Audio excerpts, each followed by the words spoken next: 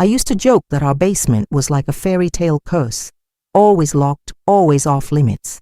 Monsters down there, I'd tease my husband, Josh. He'd smile, but it never reached his eyes. Just junk, Emily, he'd say. Old pipes, old problems. You don't want to deal with it. And for years, I didn't. We'd lived in that house in upstate New York for almost a decade, and I'd never once been past the second step. The door was always locked, the key always missing.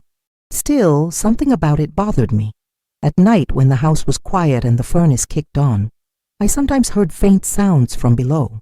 A metallic clink, a low hum, like machinery running when it shouldn't. I told myself it was just the plumbing, but deep down, a part of me didn't believe it. Last week, after a heavy rainstorm, the kitchen sink started leaking. The water pressure dropped to nothing, and Josh was out of town on one of his work trips. So I called a plumber. His name was Mike, mid-40s, friendly, smelled faintly of coffee and metal polish. He checked the kitchen, then frowned. "The issue's not here," he said. "Looks like it's coming from a main valve downstairs. I'll need to get to your basement." My stomach tightened. The basement's locked. He gave me a look halfway between confusion and amusement. "You don't have a key?" I hesitated. "My husband keeps it. Says it's a mess down there." Mike shrugged. "Mom, if I can't get down there, I can't fix the problem." I stood frozen for a moment. Then I remembered, a few months ago, I'd found a spare key in Josh's office drawer, tucked under a stack of tax papers. I'd almost forgotten about it. I went upstairs, heart pounding, and retrieved it. When I came back down, Mike was kneeling by the door, flashlight in hand. "Let's see what we've got," he said. The key fit perfectly. I turned it, and for the first time in 10 years, the lock clicked open. A rush of cold air spilled out, sharp, damp, carrying a strange metallic scent. Mike clicked on his light and started down the stairs. I followed slowly, gripping the rail. Halfway down, he stopped. The beam of his flashlight froze on something near the far wall, something metallic and covered with tarps. He turned to me, his voice low. "Ma'am, I think you'd better come take a look at this." My mouth went dry, because whatever was under those tarps, it wasn't pipes. And I suddenly knew Josh's secret was about to change everything.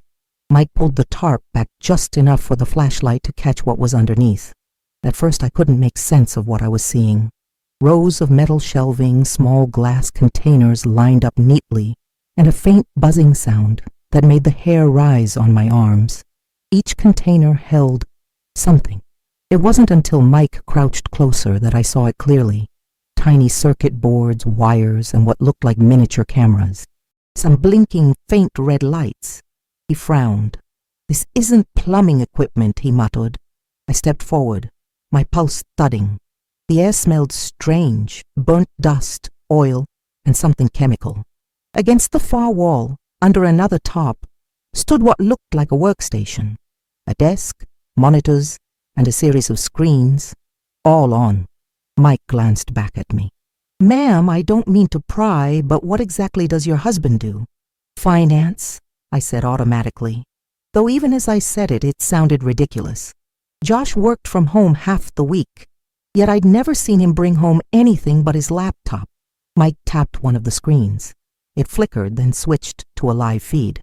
My stomach dropped. It was our house, our kitchen, the living room, the hallway upstairs. Every angle had a camera view, even the bedroom. My voice came out hoarse. "Oh my God!" Mike took a cautious step back. "Ma'am, I think you should call your husband." I shook my head, trying to breathe. No, I need to think." He looked uneasy. "I can wait upstairs if you want." I nodded, barely hearing him. When he left, I turned slowly, scanning the room again. There were storage boxes labeled with dates, 2019, 2020, 2021, each one stacked precisely like evidence. And then I saw the folder on the desk. My name. I picked it up, hands shaking. Inside were photos, dozens of them, some from security footage, some taken up close. Me at the grocery store, me at work, me asleep.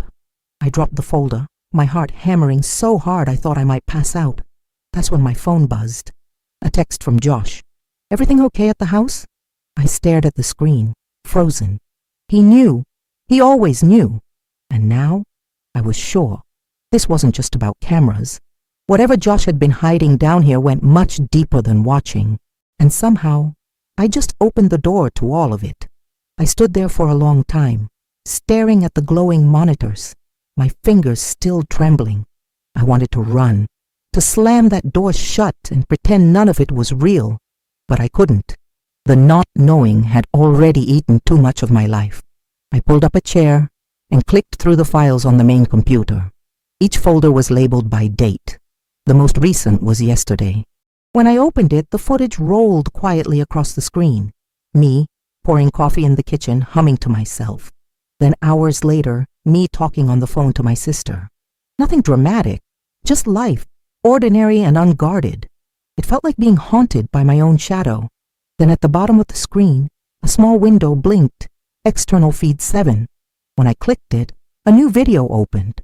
Grainy, but clear enough. It wasn't our house. It was someone else's living room. A family I didn't recognize. Kids. A dog. A woman folding laundry. Dozens of names scrolled down the side. J. Miller, T. Carson, D. Evans. Each linked to folders filled with video clips. My stomach turned. Josh wasn't just spying on me. He was spying on people. The door at the top of the stairs creaked. I jumped so hard the chair nearly toppled. Mike leaned down. Everything all right? I managed a shaky nod. Yeah, just checking something. He frowned. You look pale. You should maybe step outside, get some air. I started to answer, but then the monitor flickered. For a split second, one of the camera feeds changed to a live view of the basement door itself. Mike standing in it. Me sitting here. And then, static. Mike's brow furrowed. That's supposed to happen? Before I could respond, my phone buzzed again. Another text from Josh. Don't go any further, Em. Please. I felt the blood drain from my face. He was watching, right now. Somehow, even from miles away, he could see me. Mike straightened. Ma'am, I don't know what's going on, but this is above my pay grade. You want me to call the cops? I hesitated, the air thick between us. Calling the police would blow everything open, but maybe that was the point. I finally whispered, Yes, please. He nodded and stepped toward the stairs, pulling out his phone. That's when another message popped up on the screen. If you call anyone, I'll lose everything, and so will you. My chest tightened. Lose everything? I didn't know what that meant, but I had a feeling the next few hours would tell me. I told Mike to wait upstairs while I grabbed something. Really, I just needed a minute to think. My head was pounding. The basement felt smaller now, the walls pressing in with that hum from the computers filling the silence. If Josh could see me through those cameras, he could hear me too. Every word, every breath. So I didn't speak. I just started pulling cords, one by one. The screens went black, except for one, the central monitor. A line of text appeared across it like something out of a movie. Emily, stop. You don't understand what you're doing. I froze. My pulse thudded in my ears. Then I typed back. What are you doing, Josh? There was a pause. Then more words appeared. It's not what it looks like. It's security. For work. For us. I let out a shaky laugh. Security? There were videos of strangers, families, children, living their lives, unaware they were being watched. I typed again, my fingers trembling. You've been recording people. You've been recording me. I had to, he wrote. It's complicated. Please just leave the basement. I'll explain everything when I get home.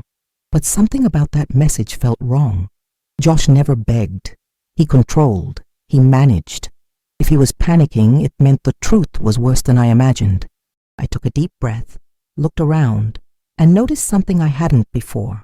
A second door on the far side of the room. Smaller, metal, padlocked. The source of that faint humming. When I approached, the hum grew louder. It wasn't mechanical. It was electrical. Ma'am? Mike called from upstairs. Police are on their way. I almost told him to come down, but before I could, the padlock clicked. Not from me, from the other side. The door creaked open. I stepped back, heart racing as a figure stepped out. Small, trembling. face pale in the dim light. It was a woman. Dirty clothes, tangled hair, eyes wide with fear. She looked straight at me and whispered, "Please, don't let him take me back down there." My mind went blank. Who are you?" Before she could answer, I heard tires screech outside. A car door slammed. Josh was home.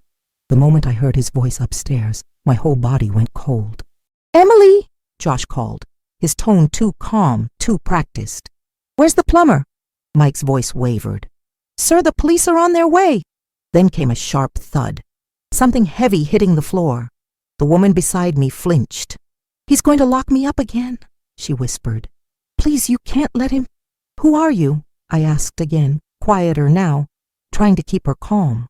She blinked hard, tears cutting lines through the dirt on her face. "My name's Kara. He said he was helping me. He said he'd get me clean, give me work." My stomach twisted. "Work?" She nodded. "He said he runs a tech company, that I'd be helping with testing software. But he took my phone, my ID. I haven't seen sunlight in weeks." The thud upstairs came again, this time closer. Boots on the stairs. I looked around the basement frantically for anything I could use. A wrench on the workbench, heavy and cold in my hand. I shoved Kara behind me just as Josh's shadow stretched across the wall. He stopped halfway down, his face half in darkness. "Emily," he said softly, "put that down." "What did you do, Josh?" My voice came out stronger than I felt. He sighed, shaking his head like I was being unreasonable. "You shouldn't have opened the door. You weren't supposed to see this." I lifted the wrench higher. "You locked someone down here." He didn't even flinch. "She's not a prisoner. She's part of a study. Rehabilitation through monitored environments. I've been building a system to help people like her. She's terrified of you, because she doesn't understand what I'm doing," he said.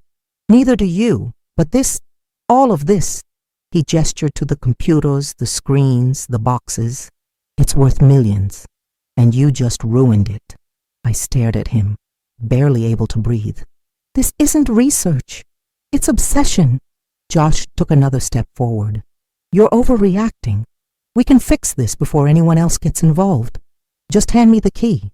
That's when red and blue lights flashed through the small basement window. Mike had gotten through after all.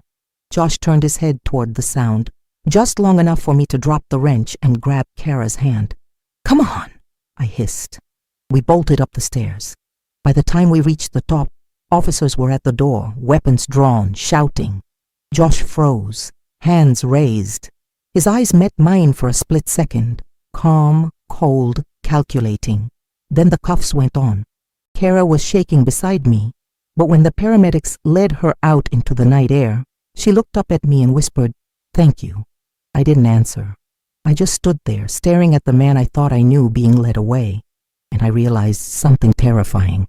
That locked basement door hadn't been hiding a secret life. It had been hiding the real him. The next morning, sunlight streamed through the kitchen window, washing the house in gold. For the first time in years, it felt like my space again. Josh had been arrested, Kara was safe, and the basement, the place that had held so many lies, was finally empty. I sat at the table with a cup of coffee, my hands wrapped around the warm mug. Mike stopped by to check that all the plumbing repairs were finished. He didn't stay long, but before leaving, he said quietly, "You handled this better than I could have imagined. Be proud of yourself." I nodded, but my mind was elsewhere. Not on Josh, not on the basement, not even on Kara. I was thinking about me, the years I'd lost, the trust I'd given, and the life I could now reclaim.